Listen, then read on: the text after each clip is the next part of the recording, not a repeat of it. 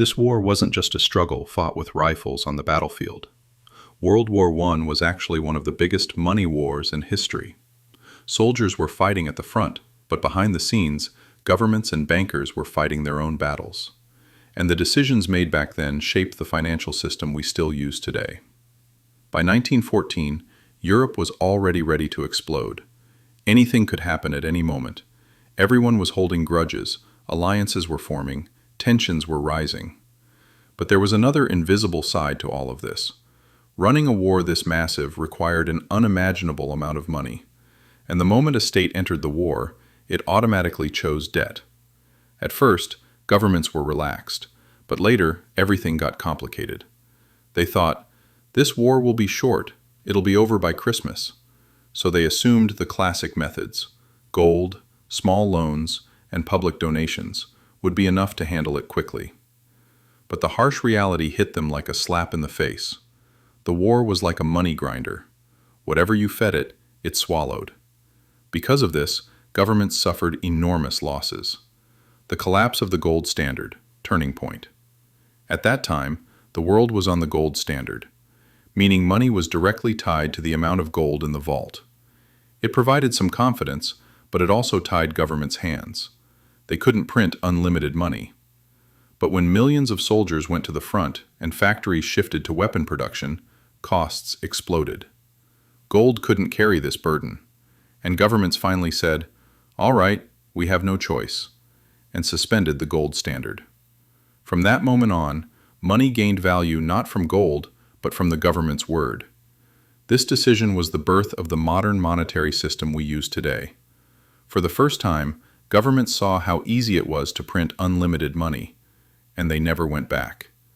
This is how the financial war began. Germany's desperate bond war.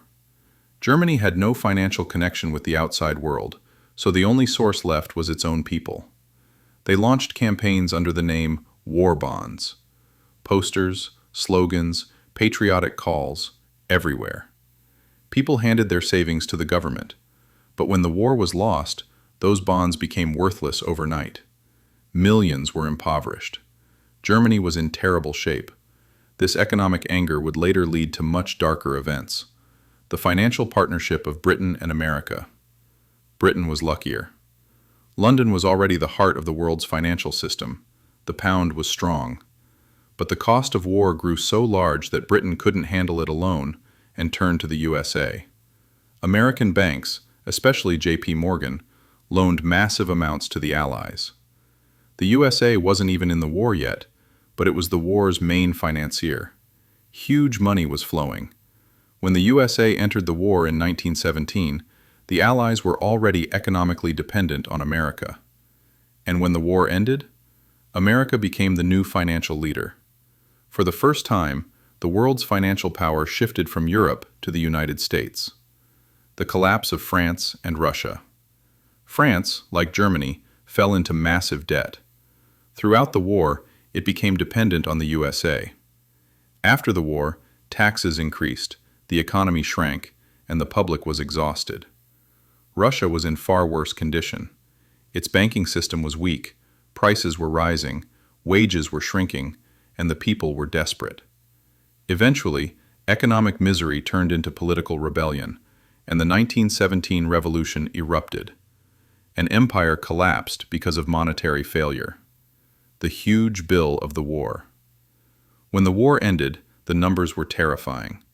Allies, $140 billion. Central powers, $60 billion. For that era, these amounts were unimaginable. The gold standard completely collapsed. Inflation exploded. Economies were shattered. The German people suffered the worst. During the 1923 hyperinflation, buying a single loaf of bread required a suitcase full of money. Their currency became worth less than paper. In the end, the strong protected their wealth, while the weak were crushed. In financial wars, the first victims are always ordinary people. After the war, the never-ending debt war. The war ended, but the conflict didn't. Those who couldn't think ahead lost. Countries now fought over debts and reparations. France and Britain imposed massive reparations on Germany, 132 billion gold marks. Almost impossible.